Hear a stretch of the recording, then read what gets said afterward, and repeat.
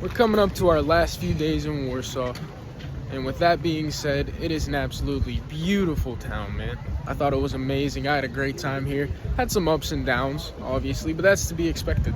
We're on our way to go get some Peirogis because Poland's known for them. I've already had them a few times. Now I want to be able to get it on video, be able to show you guys what I'm eating. It is very windy today. Also, the heat wave ended recently. It's not hot anymore. I'm not sweating my balls off, but I'm not a big fan of the cold, and if I'm being honest, I'm pretty chilly. Kind of regret going out in a t-shirt. It was raining a bit earlier. Yeah, it wasn't too bad. Got to get a nice cool off while I was walking home from the gym. I meant to say walking back to the hostel. I don't have a home here. My home's honestly in Canonsburg. I've always been one of those types of people that say, I can't wait to get out of this town. I can't wait to get out of here. But the more and more I'm gone, I realize that my home is the town that I was born and raised in. I mean, that's where my people are, that's where my family is. I feel right there, you know what I mean? That's not saying I don't feel right here. It's definitely different. Oh, go figure, it's a different continent, different country. That being said, yeah, Canonsburg is definitely my home, along with the people there. I've always associated home as people and feelings instead of a place. But the more I think about it, that is my home. Dude, it is windy. I also want to be able to go through and get some cool videos of the park. So after we eat, that's what we're gonna do. We're gonna check out all the beautiful areas. A great example of one of those parks I was talking about is literally right over there. I mean, there have been a few days where I went and I just sat on the bench for a few hours, just recuperated my thoughts. Something that I would really like to say to the people back at home is to not be afraid to get out of your comfort zone. I feel pretty uncomfortable going into a restaurant where I can't read the menu. But I mean, that's just me trying to stay in my comfort zone. So we're gonna go to a place that doesn't really have much English. I get something called a studentsky pierogi. I don't know if that's how you pronounce it or not. Might be, might not. I'd also just like to throw into here that pierogis are something that I would never be eating at home. Like I was saying before, that's just me trying to stay in my comfort zone. And I'm trying my best to get out of that. And I feel like I've been doing a pretty good job. And I feel like you should try to. Now that could be anything from going to a restaurant that you haven't tried before or going on a walk. Just do something that you don't usually do, because I promise you, it'll definitely bring you enjoyment. Even if it doesn't, you learn that that's something you don't enjoy, but you did something new. You tried something that you never had before, and you grew as a person. And to me, that's all that matters. I ordered the pierogis, so now we wait. But check out the spot. It's pretty cool. All right, got the pierogis. Turns out it's a combination of bacon and potatoes. Something that I never eat at home, but I've been spamming these. Just finished up the pierogis.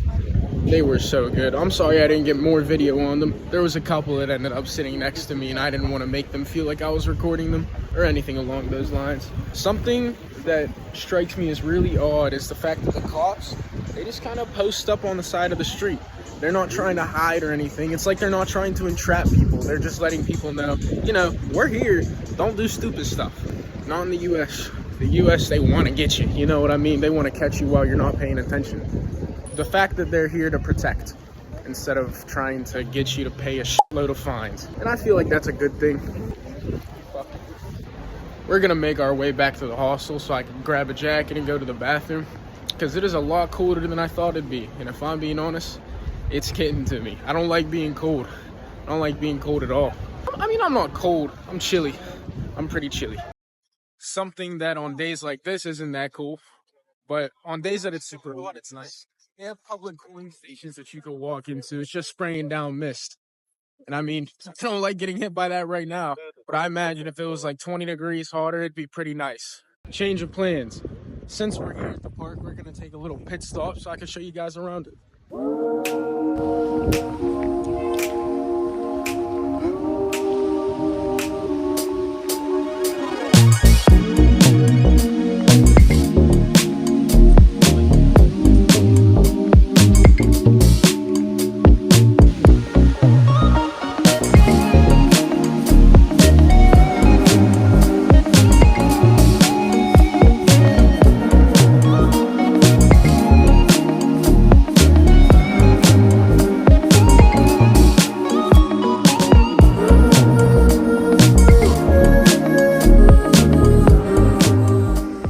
This is one of the tinier parks, so That's really all there is to it, but I still think it's beautiful. That's one of the parks that I was talking about, sitting in on the bench for a few hours. I was plopped right over in that square that you saw earlier.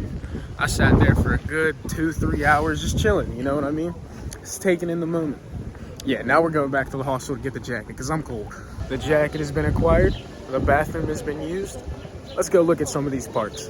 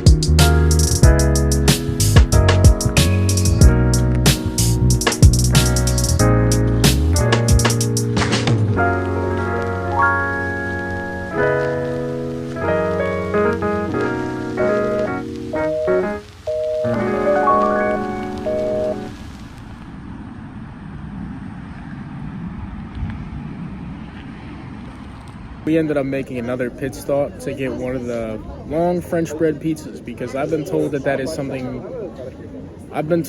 very good here. So I'm gonna give it a go. They put mushrooms in them, which is something that I find pretty odd, but I bet you it's gonna taste good.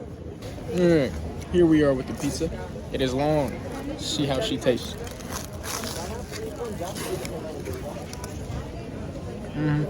It's about what I expected. Delicious. I'd just like to point out that if you were to get something like this in the US, it's costing upwards of 10, 12, maybe 15 bucks depending on where you're going. Not even $5. Now that all the parks are done, I got a milkshake. And with that being said, that's probably the end of this video. If I see anything cool, I'll record it and I'll throw it into here. But yeah, see you guys in the next one.